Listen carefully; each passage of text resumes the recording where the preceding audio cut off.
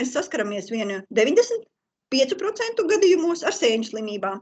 Un tās sēņu slimības atkal mums iedalās 3 grupās. Un kāpēc ir svarīgi saprast? Tad, kad jūs izvēlēsieties preparātu, jūs sapratīsiet, ka īstā miltras un ne īstā nav nekādas māsiņas un brālīši. Ja? Tas ir pilnīgi no citas operas. Ja?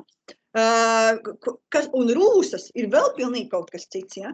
Tāpēc, ka jūs izvēlaties preparātu, lai jūs nelolotu liekas cerības kā ar insekticīdiem, ja? Ar kaitēkļu preparātiem, kad uzliksiet vienu preparātu un visas slimības būs, lielākā daļa slimību būs atrisināta. Tā nebūs. Nu, lūk. Un tad tagad mēs mēģināsim saprast, kādas slimības. Tagad tādas populārākas, jo šeit mums ir ļoti, ļoti svarīgi mēģināt piešaut aci. Un uz katras kultūras tā slimība izskatīsies citādāk, un katrai kultūrai ir savas tipiskās kaitas, tā varētu tā teikt. Un tagad te būs dažas tādas tipiskas kultūras ar tipiskām problēmām. Kas vīnoga lapa? Kā jūs domājat, kas tas tāds tagad ir? Tādi pleķīši, un šitādi pleķīši nebūs barības vielu deficīts, ja?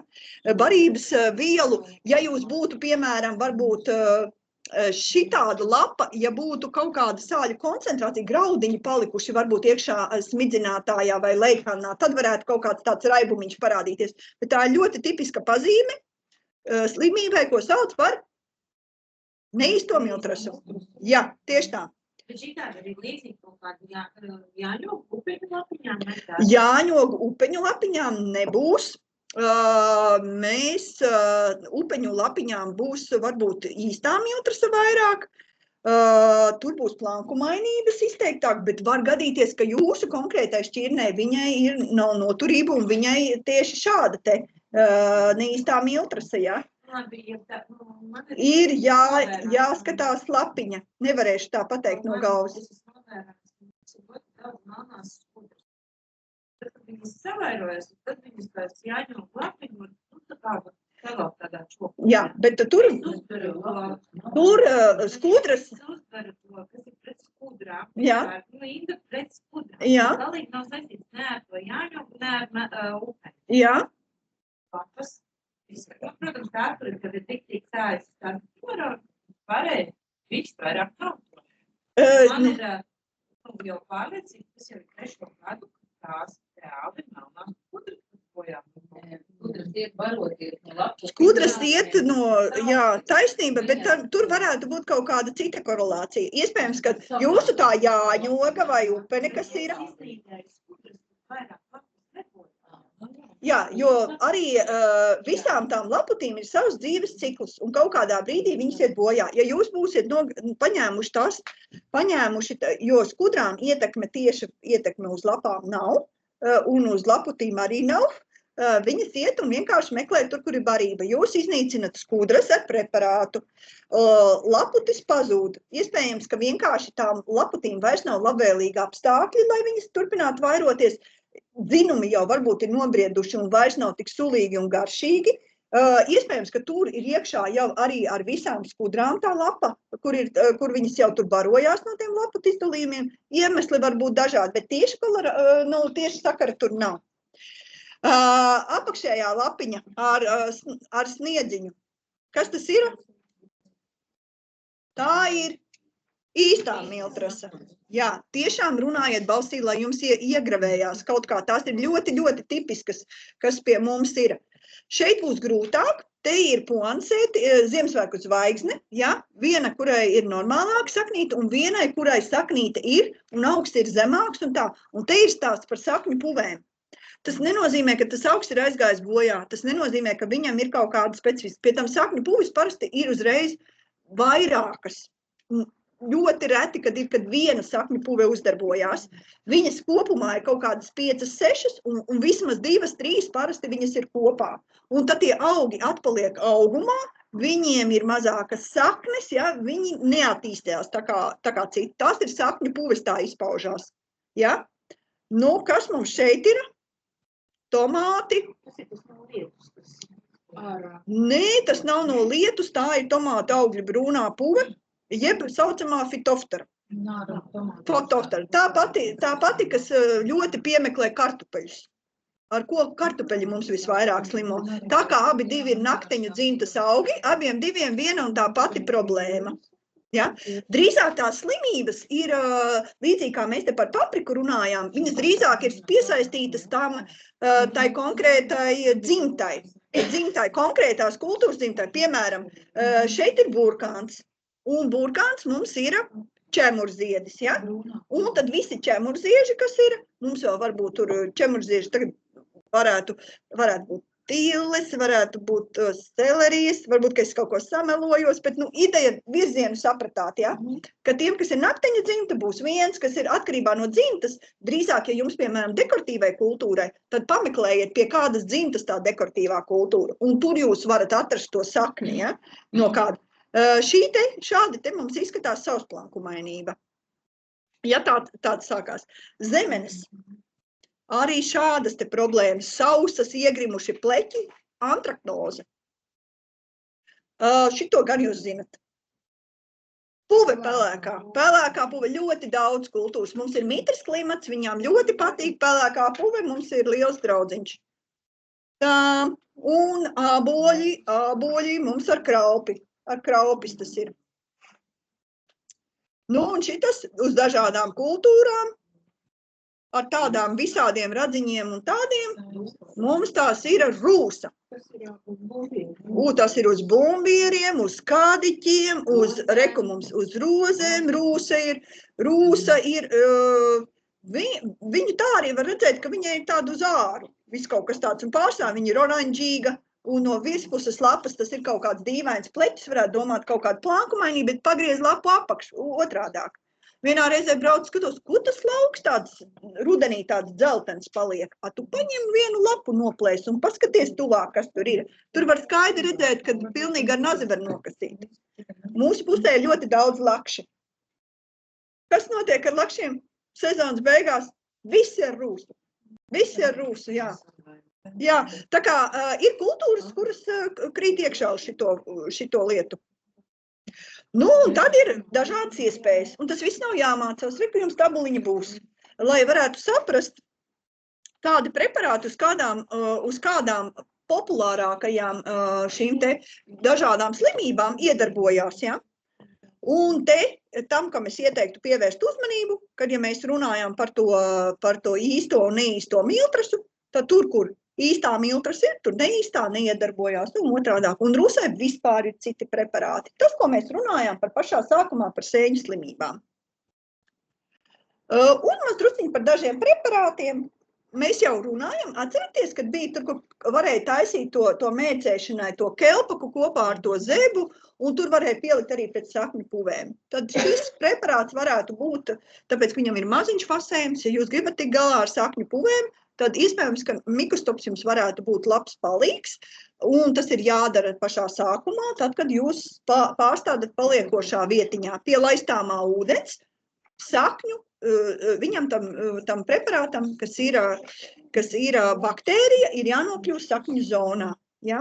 Un dažādas, jūs redzat, fuzāriums, alternārija, fitofterapītiem, tad dažādi patogēni, sakņu patogēni. Varētu teikt, slēptās slepkavas. Redzami nav, bet dara savu ļauno darbu, un sakņas neattīstās, un pūst sakņu galiņi. Šī bildīte ar primulām, tā ir no vienas saimniecības, kur viņi uztaisīja analīzes un konstatēja dažas no sakņu puvēm. Un tas jau bija kaut kādas pāris mēneši, viņas bija augušas, un daļa auga bija aizgājusi bojā, un daļa bija palikusi. Bet jūs redzat, kā izskatās, kad sakņu puve uzdarbojās, ja? Ka tie augi reāli vienkārši atpaliek laugumā. Un vēl varbūt tā, te ir apakšā, manuprāt, varētu būt varbūt baziliks vai grūti tā pateikt, vēl maziņš ir, vai arī kaut kāds, varbūt arī kaut kāds krusietis, varbūt kaut kāds, bet par to, kad, ja ir sakņu puves, neattīstās saknes, ja, tur ir gabaliņš, kuram ir problēmas ar sakņu, ja mēs pieliekam mikostopu, pat tad, ja augsne ir inficēta, tad augi pilnībā normāli attīstās, jo tur ir arī augšanas, tā baktērija darbojās arī kā augšanas stimulators, stimulē šo sakņu attīstību. Un sakņu puves ir visam, kam noteikti ķiplociņus esat redzējuši ar sakņu puvēm, kur tā bez tā sīpoli ļoti ciets. Gurķīši, īpaši tie, kas kūdras substrātā tiek audzēti, ja? Nu, un kā tad mēs to varam? Tātad tajā brīdī, kad mums notiek podošana, sēja vai pārstādīšana, tas ir tas brīdis, vai nu iemaikstam substrātā, vai nu salaistam. Tas ir tā veids, kādā veidā var tās sakņu puvju preparātus lietot. Šis preparāts ir vienīgais no sistēmas preparātiem, kas ir mazajā fasējumā, ko jūs varat lietot, tas ir skors. Difekanozols ir darbīgā viela, ķīmisks preparāts, ļoti iedarbīgs. Katrā ziņā devas ir ļoti atšķirīgas un patogēnu spektrs, uz ko tas iedarbojās, ir gana plašs. Mēs jau atceraties, bet tur, tā kā viņš ir reģistrēts auga aizsardzības līdzeklis, jūs varat lietot tikai tā, kā ir norādīts etiķetē. Un principā jums ir jāizlasa etiķete un jālieto saskaņā ar to. Es varu pastāstīt vienīgi, uz ko tas reāli strādā. Tā ir šī antraknoze, īstā miltrasa, ja? Plankumainības, rūsas, kraupis, sautlama, plašs spektrs. Ja? Arī dārzkopībā, lielajā lauksaimniecībā plaši tiek izmantot šī darbīgā viela. Ja? Plašs spektrs. Nākamais preparāts ir tāds, kas strādā uz 3 mērķa patogēni, īstā miltrasa, pelēko puve un ābelēm kraupis. Ja mēs lietojam ābelēm bumbierēm, tur tas kraupis visur, ja mēs lietojam kraupim, tad mums vajadzētu pielikt vai nu virsmas aktīvo vielu klāt vai sēru klāt. Viņš draudzējās ar tiem. Un jālieto ir profilaktiski. Principā tas ir tā, ka laiks paliek silts, sāk plaukt pumpuriņi, ja, tad mēs ar salīdzinošu mazu intervālu veicam apstrādes. Mazs intervāls, tas nozīmē kaut kāda nedēļas intervālu. Koncentrācija ir norādīta, tad, ja mums ir pelēkā puve, tad mēs to apstrādi veicam profilaktiski. Šis ir tas preparāts, kur ir pelēka, piemēram, zemenēm. Mēs zinām, kad baidamies, lai mums nebūtu tādas problēmas, tad, kad jau sākas ziedēt, tad mēs veicam, teiksim, jāstāsta, kā uz etiķetes precīzi rakstīts, ja, bet kaut kā apmēram par nedēļu pusotru reizi mēs veicam apstrādi, varam lai būtu droši, tad, kad ogas būs, lai mums tā pelēkā puve neskādētu. Ja tā ir īstā miltrasa, tad pie pirmajām pazīmēm. Ja? Kā parādās pirmās pazīmes, tā mēs lietojam vitisam. Ja. Jā, nu te ir tie mērķa organismi, kas ir vitisanam, kā tas dzīvē izskatās. Nākamais preparāts ir tāds, kas nav ķīmisko vielu reģistrā, bet tas ir mēslojuma reģistrā. Tā, mums ir dentamets. Dentamets te ir kaut kur. Viņš ir tajās grāmatiņās. Šeit viņš nav, bet viņš ir grāmatiņās. Manuprāt, ļoti labs tāds līdzeklis, ar ko plašu spektru var visādus slimības ierobežot. Viņas sastāvā ir varš, cinks un tādas vielas, kas ļauj viņam darboties sistēmiski. Līdz ar to nav jābaidās, tas nav ķīmiska viela, bet viņam ir 3 tie iedarbības mehānismi, tātad dažādā veidā viņš cīnās ar to patogēnu, un viņš spēj ierobežot tādus, kur citi preparāti tā kā netiek galā. Un te ir krūmelenes, ja, tādi iegrimuši, tādi riņķa veida puve saucamā, ja, ar tādu viņš var tikt galā, ar neīstā miltrasa ir numur 1, ar ko viņš spēj tikt galā, ja. Ļoti labi iedarbojās. Arī šī te fitoftora, ja, kas ir tomātiem, kartupeļiem, arī šī te sēne ļoti labi tiek galā. Te ir viens tāds eksperiments, kas ir siltumnīcā tomātam, kad viņam sāk attīstīties šī te fitoftora, ja, tad visa tāda kā pūciņa veidojās tāda. Un tad, kad nosmidzina ar dentametu, tad viņš vienkārši izkaltē to laukumu. Te bija gan mazliet cita mērķis, bija pārbaudīt tādu lielāku koncentrāciju, ko izdara, ja, vai neskādē augam. Tad 6 reizes lielāka pārsniegta koncentrācija bija, bet vienkārši to laukumiņu, šī gadījumā izdedzināja, bet tā viņš būtu izsausinājis vienkārši tās sporas, ja. Un lietošanas veidi ir 2. Vai nu pievienot laistāmajam ūdenim, tad mēs tiekam galā ar tiem patogēniem, kas dzīvo augsnē. Šeit ir arī ervīnijai, principā vienīgais preparāts, kurš ir testēts uz iedarbību ervīniju. Bet Latvijas likumdošana mums saka, ka ervīnijai ir pilnīgi atsevišķi, kā rīkoties ervīnijas gadījumā. Atcerieties, bija tās baktērija, ja, ierosinātās slimības.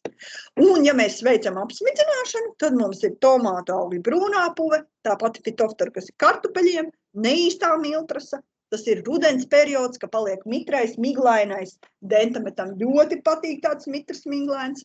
Visi zirnīši, ja, viss, kur sāk gurķīši, kabacīši, ja. Un tad dažādi kraupis un planku mainības. Nu, tas jau tā mazāk, bet tā tieši tā fitoftora un īstā miltras ir ļoti, ja jums tādas problēmas ir, dentamets būs ļoti labs palīgs. Nu, kā jau es teicu, ir dažādi iedarbības tas mehānisms, kā tas preparāts strādā. Viens tas, ka viņš ļoti ātri iedarbojās, tas nepatīk šiem te sēņu organismiem. Tas, ka tā koncentrācija šo mikroelementu vara un cinka tik augsta, ka tas viņiem ir toksiski, bet augam nekaitē, bet svarīgi ir ievērot devu, un vēl viņš tādu aizsargsieniņu veidoja. Tie ir tādi 3 galvenie aizsardzības mehānismi. Ja, un darbojās sistēmiski, ja viņi uzņem ar saknēm, pārvietojās uz vegetatīvo daļu, ja uzņem ar vegetatīvo daļu, pārvietojās uz sakni. Un tā vai tā, ja mums mērķis ir tikt galā ar vegetatīvo patogēnu, kas ir lapiņās, tad mēs labāk apsmidzinam. Bet ir reizēm, ka, piemēram, ir augi, kuriem nepatīk apsmidzināšana, tad mēs izmantojam pievienojot laistāmiem ūdenim. Nākamais ļoti svarīgs elements, mums te bija tas alsuprēs, kas ir vara preparāts, tas bija sēra preparāts, atvainojos, mums te laikam, mums te nav laikam līdz pareizie preparāti, bet tātad par varu parunāsim. Vars ir galvenais tāds, varētu teikt, elements, kas arī ir bijis daži preparāti reģistrēti, augu aizsardzības līdzekļu reģistrēti, tāds profilaktiskais, kur ļoti, ļoti plašu dažādu sēņu un baktēriju ir ierosinātas slimības, mēs varam profilaktiski, ja, ar varu, varš. Un tur ir viss kaut kas īstās, neīstās, planku mainības, pelēkās puves, iedegas, kraupis, principā, nu, ļoti, ļoti plašs spektrs to, un arī pat rūsas, ja. Nevarētu teikt, ka viņš aizsargā, lai to aizsardzības funkciju. Un tā aizsardzības funkcija nozīmē to, ka mums vajadzētu būt pirms tās slimības. Ja mēs zinām, ka tā slimība, viņam ir tāda vājā vieta un parasti kaut kur ap jūniju sāk parādīties, nu tad mums pirms tā jūnija ir jābūt klāt. Varš ir tāds elements, kas ir tik lielā koncentrācijā, kas baktērijām un sēnēm nepatīk, viņas aiziet bojā, bet augam neskādē. Tāpēc ļoti svarīgi ievērot devas. Ir tāds, kā varētu teikt, tāda laipiņa, kur mums jātiek pāri, lai augam mēs neskādētu, bet tas patogēns savukārt negribētu attīstīties. Ja? Un labums ir tāds, ka no vara neveidojās pieredums tāds, ja? Kā, piemēram, no citiem preparātiem, kā skora, piemēram, varētu rasties. Un tad labajā pusītē mums ir schēma, kādā veidā attīstās lielākoties sēņu slimības, tad ar varu mums jābūt pašā sākumā. Jo tad, kad uz lapas nokrīt tā sēņu sporiņa, ja viņai vēl nekas nenotiek, bet tajā brīdī, kad uznāk lietus, ja, tad viņa var sākt dīgt. Ja, un mums vajadzētu turēt, lai tā lapiņa visu laiku ir ar varu, ja, un tas nozīmē, ja mums ir virsmas aktīvā vieliņa pielikta, tad klāta mēs pa kaut kādām, pa pusotrai nedēļai reizi mums vajadzētu apstrādāt, lai mēs turētu, lai mēs varētu noturēt, ka tiešām tā lapiņai neviena sēņu slimība nevarētu attīstīties. Ja. Nu, vara preparāti ir dažādi, un ir šķidri, ir šķīdināmi, ir kā Kopforts, ir tāds preparāts, ko var lietot arī pievienojot laistāmajam ūdenim, ja, tāds sistēmisks. Tā kā varianti ir dažādi, kā ar to varu mēs varam aizsargāt. Nu, un tagad sākās pēdējā daļa, kas ir bildīšu galerija. Dažādus jūsu un manu draugu sasūtītās bildītes. Šis ir mans kaimiņš, kas audzē asteras un puķu zirņus. Es domāju, ka mēs vienās 15 minūtēs ierakstīsimies. Cik ir pulkstens tagad? Es gribēju vēl ātri pajautāt, man te raksta, kas tā ir par grāmatiņu un kā viņu var iegādāties? Ja iet runa par šīm grāmatiņām, tad iegādāties viņas nevar. Viņas ir izdevis Valsts auga aizsardzības dienests. Var viņas dabūt elektronisko versiju, ierakstot Googlē Valsts auga aizsardzības dienests VAAD saīsinājums un, piemēram, tomātu slimības vai aveņu slimības, un tad pēdējo formātu izmetīs ārā. Vēl viņas var konsultāciju centros dabūt drukātu versiju, un laiku pa laikam arī Agrimatko ir daži no šiem variantiem, bet es ieteiktu apskatīties tajā dienesta mājaslapā, kādas vispār grāmatiņas ir izdotas, un tad saprast, kuras jums tieši interesē, ja? Un tad paskatīties, painteresēties, kur jūs tieši to grāmatiņu, varat dabūt, var arī uz Valsts auga aizsardzības dienestu pazvanīt. Lūk, tad, jā, labi, uz redzēšanos, meitenes, un mēs paskatīsimies bildītes, kam vēl ir bišķiņa laika un pacietības. Tātad puķu zīdīši, tad, kad uztaisīja analīzes, izrādījās, ka tas ir fuzārium, tad sakņu puve. To, ko... Jā, tos materiālus droši var paņemt, jā, tieši tā. Jā, labi, uz redzēšanos. Visu labi, uz redzēšanos, jā. Tā kā puķu zinīšiem šeit būtu bijis tajā brīdī, ka pārstāda vajadzēja apstrādāt ar mikroskopu, ja? Pielikt klāt vēl kelpuku, tad nebūtu šitādas te problēmas, ja? Te ir mums upenes, un diskusija bija upeņu krūmiem, ko tad darīt, vai tas ir stikla spārnis, vai tas ir fuzārium, vai ir vēl tāda jauna kaut kāda vabolīte parādījusies, ja? Tad, lai būtu pārliecināts stikla spārnim, viņam tādas eiņas ir, un viņu tā kā nevar redzēt tajā, ja pārgriež, bet ja nazīti iziet cauri, tad tas kāpuriņš arī tagad pa ziemu viņš tur ir iekšā. Ja jūs griezīsiet vecākos nost, jūs varat paprepērēt ārā un paskatīties. Savukārt, ja tas ir, piemēram, kaut kāda sēņu slimība kā fuzāriums, tad nevis melns vidiņš un tukšs šitāds, bet tur ir tāds gaiši brūns, viss tāda kā švamīt. Tā kā tas nav tik vienkārši jautājums. Man ir nokautusi upene, ko man darīt, ja? Kas man ir upenē? Es nevaru atbildēt to, kas ir, bet iespējas ir dažādas, kas varētu būt, ja? Te ir gurķītis, kas ir sagriezies un lapiņas sakrokojušās, un tas mums ir tripsis. Nelikšu jums minēt, nemocīšu jūs, bet ideja ir tāda, ka tripsis izsūta suliņu, un vienkārši tas augs mēģina tā kā savātoties, un tāpēc viņš sagriežās. Ja jums sāniņš sāp, jūs arī tā piespiežaties un sagriežaties, ja? Tāpat tās arī gurķītis sagriežās, ja? Un tāpēc ir arī visādas līmlapiņas, un tad, ja tripsis lido uz zilo, tad, ja ir aizdomas, piemēram, zemenes, gurķīši vai vēl kāda dekoratīvās kultūras, vai ir tripsis vai nav, izlieciet šitās zilās līmlapiņas un jūs redzēsiet. Un pēc tam tagad jau ļoti labi var piezūmot klāt un apskatīties, kā tas kaitēklis izskatās, un tripsis lido uz zilo. Lielākā daļa visādi odiņu mušiņas un tādi lidos mums uz dzelteno. Arī taurenīši lidos uz dzelteno. Ja? Izliekam ārā, un mēs paskatāmies, kas mums ir, un saprotam, mēs ar aci vēl neredzam, bet te jau mēs viņus redzēsim, kad viņi jau ir pielipuši. Ja? Tad mēs zinām, ka mums jāsāk drīz gaidīt problēmas. Ja? Taurenīši jau lido, drīz būs arī kāpuriņi. Ja? Tā kā tādas dzelteni zilas līmlapiņas, tādas arī var padot riņķī, paskatīties, 10 gabaliņas tur komplektiņā ir. Šādi izskatās zemenēm sakņu puve, kas ir fitoftora, bet reāli ir, kad, ja tu pārgriež tu pāri sakneni, tad viņš ir tāds kā brūns, tāds kā trupe iemetusies iekšā, ja. Tur nebūs sakņu, tur būs arī problēmas ar ogām un visu pārējo. Analīzes to arī parāda. Reizēm ir dīvainas lietas. Šeit ir viena konkrēta šķirne, mazā dzeltenā plūmīte tomātiem, kam tāds kā kraupītis veidojās, lapiņas šauras, bet tikai vienai šķirnei. Es biju maz drusciņu uztrauksties, ka tā nav kas tāda pa slimību un tā, bet izrādījās, ka tas ir no nevienmērīgas laistīšanas, ja? Un šķirnes īpatnība tāda, ja?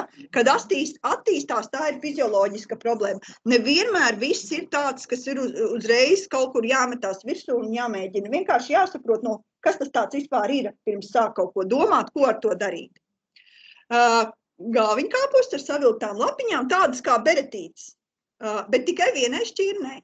Un tad, kad uzstājas lapu analīze, tad parādās, kad dažādi barības elementi trūkst. Un varēja domāt, ka tur vai būt kāds kaitēklis vai vēl kaut kas, bet nē, tur ir pilns spektrs. Un galvenais jāatceraties kalcijs. Kalcijs, un ja viss no apstākļiem atkarīgs un uztaisīja tādu maisījumiņu, ņemot vērā, kuri barības elementi trūkst un izlīdzinājās pēc tam. Pēc tam, tad, kad vāca ražu, nekādas tādas pazīmes vairāk nebija. Tādi violeti un savilkumi ir liecinājums par laputīm, ka tur ir paviesojušās. Ja? Pat pie laputis tu īsti neredzi, tad tādi violetie ir skaidrs, ka tur ir tāda ķibele bijusi, ja? Šādi te tomātiņiem izgriezumiņi un tādi nevar saprast, kas ir. Tas pagājušā gadā vispār ar to augstumu bija visādas dīvainas bildītes, ja? Nu, un tas ir stress no pārmitra substrāta, ja? Arī, tie laika apstākļi nav labvēlīgi, un tu tā kā laisti un tā, un tas laiks vēl ir augsts, ja? Bet arī ar laiku viņš izlīdzinās. Nu, tur arī vajadzētu kādu stimulatoriņu pielikt klāt, lai tas augsts varētu saņemties. Šī ir vakardienas bilde. Man atsūta šī tāda, viņa saka, kas ir manam rododendram? Kas ir manam rododendram? Nu, man ir...